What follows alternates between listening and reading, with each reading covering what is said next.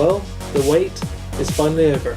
On 21st of May 2013, Microsoft announced the successor to the Xbox 360, their next generation console, the Xbox One. Now, I thought it was kind of a weird name. Originally they codenamed it sort of like Project Durango. People started calling it Xbox Infinity, of course Xbox 720. And finally, we have the name.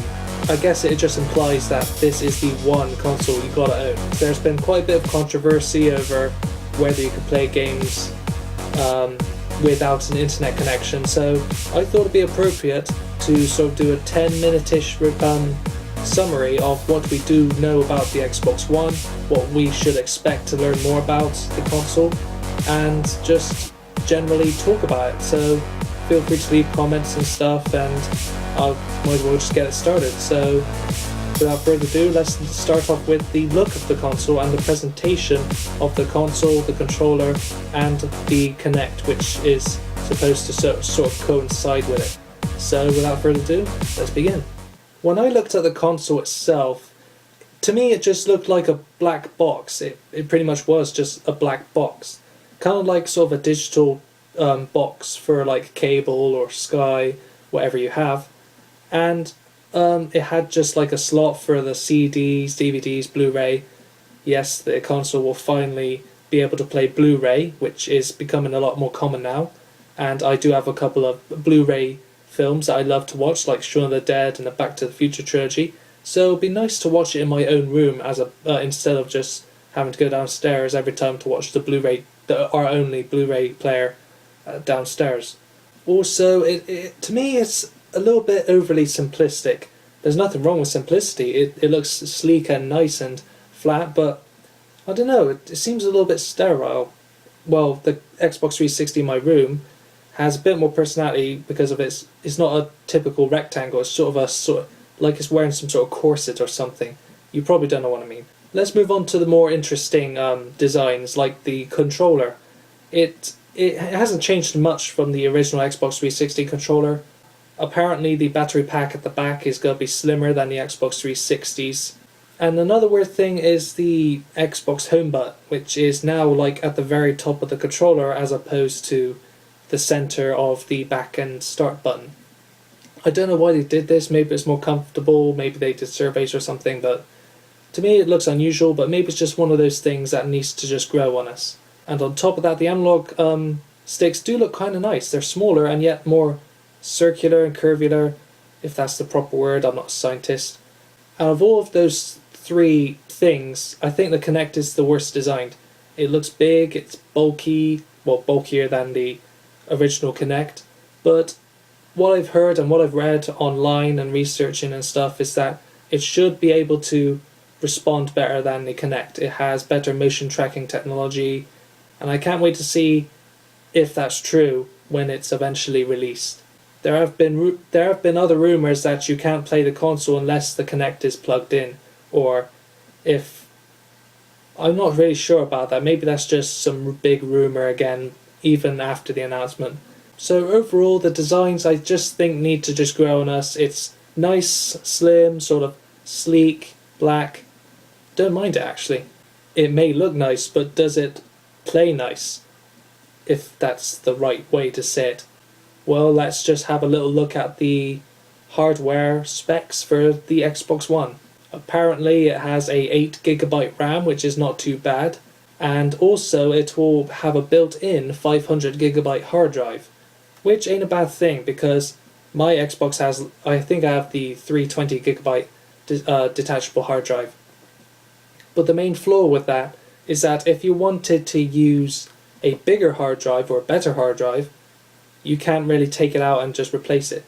They've solved that problem by giving the player, the ability to use external hard drives by plugging in the hard drive using the USB 3.0 port on the console, which is pretty good because USB 3.0 is faster than 2.0, which is what I'm stuck with the touchscreen PC I have. So hopefully it should be responsive and fast and work well. So they solved that problem, which is good. And I think that the hard drive needs to be relatively big, like 500 gig, gig, because apparently there's also another sort of speculation that you'll have to it's mandatory to install the games in the hard drive in order to play it. So instead of it being optional like on the Xbox 360 where you can install the game to make it load faster or perform better, you're going to have to install the game before you can actually play it. I don't know if that's true. I hope it's not, because that would just be a little bit of a hindrance, like prevent you from playing it straight away. You'll have to install it and it will take time. I think the software, well, you need software in order to show off the console's capabilities. Without games, how are you going to play the console? Exactly. I've looked at some titles, and here are the ones out of like, there's about like just over half a dozen titles that have been announced, whether it's launch title or not. But here are some of the games that caught my eye. Forza Motorsport 5, Assassin's Creed 4, Call of Duty Ghosts, Destiny, Rise, Watch Dogs, and a bunch more. The good thing is that the out of all the launch titles that have been confirmed-ish, half of them are brand new franchises, which is refreshing because there's so much of a franchise you could take, and the sequels that they release that, you know, it gets a bit stale, and you want something new and a new story to tell and new mechanics. So that's a good thing. Even the Xbox 360 had the ability to play original Xbox games, like my Super Monkey Ball Deluxe, which I play every now and then. Well, there is a reason, because they're using different motherboard and the processors for the Xbox One. It would make it really difficult to try and fit in the relevant processors to perfectly emulate the Xbox 360 games. Therefore, you can't play them on there. The Xbox One will actually be able to become more powerful over cloud computing and updates, which I think is a great idea, because consoles for years have been plagued with the hindrance and the disability of not being able to get any better or stronger and sort of falling back with the times. Therefore, they have to keep making consoles over like every 4 years and such. That's one of the biggest benefits of a PC. You're able to customize it, upgrade the graphics card, you know, add bigger hard drives and stuff, like with our old white computer, which is effed. I can't wait to see what kind of updates it'll bring, because I'm not sure how it will work. I doubt it's anything going to be substantial like graphics, or probably just more minor things like loading times for menus and game loading and that. So we'll have to wait and see and hear more about it next month at the E3. I think the most controversial thing of all, finally, is the pre-owned game situation, which is quite recent.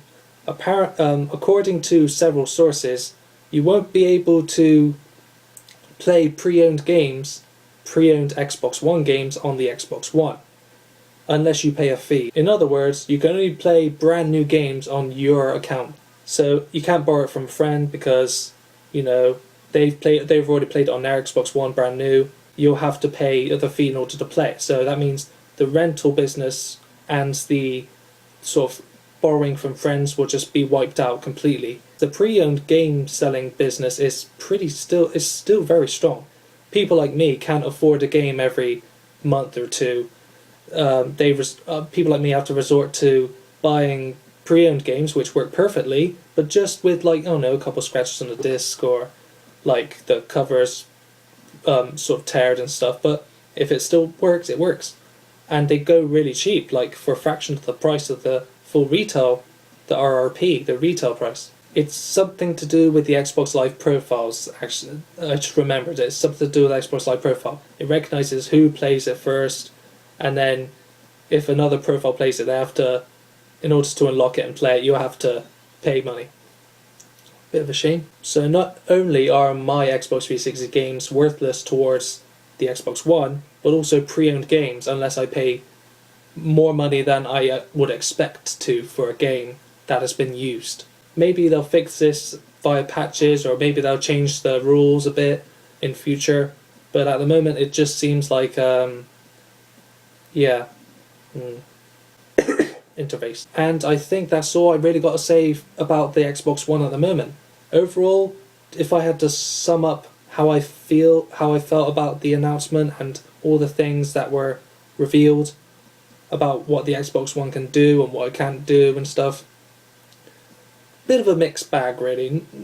Okay, but some flaws prevents me from going, I'm going to buy this straight away. Who knows how long it will take before it gets to a price that people like me and other gamers out there can afford. The Xbox One's going to be released at the end of this year, and we'll just see where it goes from there and what else they do. What do you think about the Xbox One? Do you think it's good, or was it a bit underwhelming?